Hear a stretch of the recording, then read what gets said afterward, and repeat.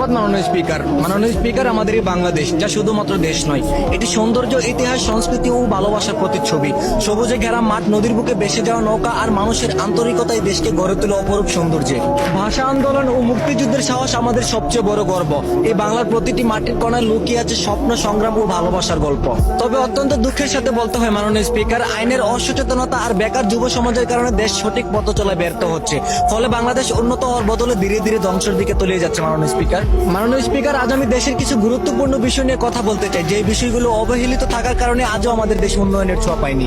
মাননীয় স্পিকার, আমরা সেই বাংলাদেশি যে দেশের প্রধান কাজ হলো চুরি, চাঁদাবাজি, ছিনতাই, খুন খারাপি, যার কারণে আজ আমরা উন্নতিশীল চায়না থেকে প্রায় 1000 বছর পিছিয়ে আছি।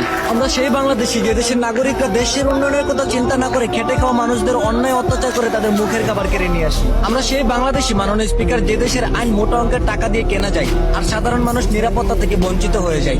যে দেশের আইন মোটা অঙ্কের টাকার কাছে বিক্রি হয়ে যায়, সে দেশ কখনো শান্তিপূর্ণ হতে পারে না। মাননীয় স্পিকার, যে দেশে ভাইয়ের সামনে তার বোনের দর্শন হয়, বাবার সামনে থেকে তার মেয়েকে তুলে নিয়ে দর্শন করতে পারে, ঠিক একই জঘন্য ঘটনা 1000 বার ঘটে যাওয়ার পরে আর কোনো প্রতিবাদ হয় না, এই অকল্পক্ষ দেশে কখনো শান্তি ফিরে আসতে পারে না। এই অশ্লীল জাতি কখনো উন্নয়নের আশা করতে পারে না। মাননীয় স্পিকার, যে দেশের রাস্তাঘাটে মা বোনদের নিরাপত্তা নেই, ঘর থেকে বের হলে সুস্থভাবে বাড়ি ফেরার ক্ষমতা নেই, হাজারো স্বপ্ন, আশা, আকাঙ্ক্ষা, চিন্তা এবং দর্শনকারীরা কেড়ে নেই, সে বিশৃঙ্খল দেশের শান্তিতে জীবনযাপন করা বিলাসিতা হয়ে পড়ে। মাননীয় স্পিকার, আজ আমরা লজ্জিত মাননীয় স্পিকার, দেশের আইন সহ হাজার হাজার স্পেশাল ফোর্স থাকা সত্ত্বেও সাধারণ মানুষের নিরাপত্তা নেই। প্রবাসী ভাইয়েরা অর্থাৎ রেমিটেন্স যোদ্ধারা দেশ ও জাতির উন্নয়নে তাদের জীবনটা দেশের বাইরে কাটিয়ে আসে, কারণ এদেশে কাজ নেই, এদেশে শান্তি নেই, ভরসা নেই, বিশ্বাস নেই, কোনো কিছুই নেই। তারপরও দেখা যায় দেশে ফেরার পথে হয়তো এয়ারপোর্টে নয়তো রাস্তায় তাদের সর্বস্ব লুট হয়ে যায়। মাননীয় স্পিকার, ধন্যবাদ। মাননীয় স্পিকার।